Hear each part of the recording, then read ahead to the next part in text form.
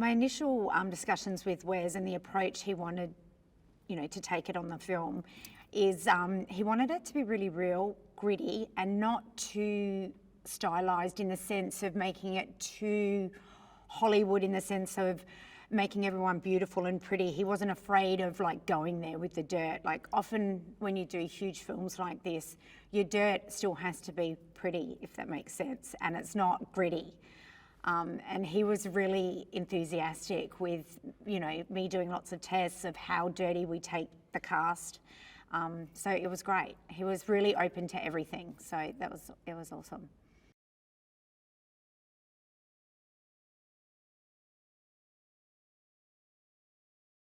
I think the fans resonate with Planet of the Apes and want to keep seeing more is digitally.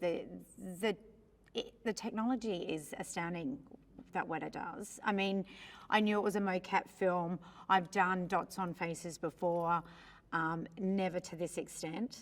And it's just a whole thing with, you see the avatar kind of what the human looks like as a monkey in really raw form.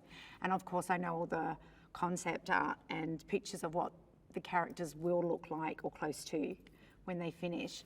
So I think with fans, it's just like that genre that it just keeps evolving and getting better and better. And the technology of the apes and having the actors, you can actually see the actor within the ape is just astounding. And I think the fans, true fans love all of that. And I think it'll always have its place.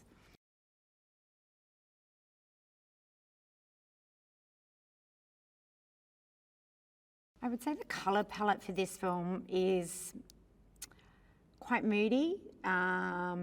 It's really sort of textured and earthy tones. But there also is the warmth in it, which I think is really beautiful. Like when we get to the interiors, it's really warm candlelight.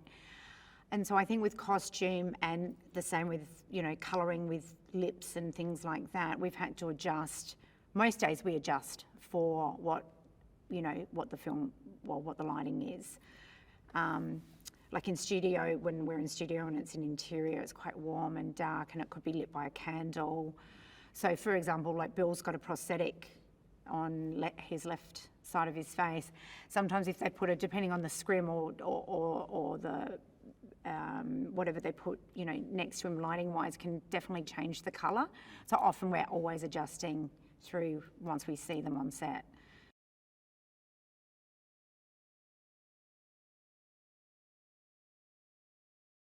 We have really tried to do an environmental approach. Makeup is probably one of the hardest areas to be environmental, I would say, because everything is little packages. So we've tried to buy paraben-free, organic products, cleaning products that are safe for the environment, so that when we're sterilising, we're not trying to put anything down drains that shouldn't really go down a drain. We've done a lot of recycling in the sense of the wigs that we made for ferals.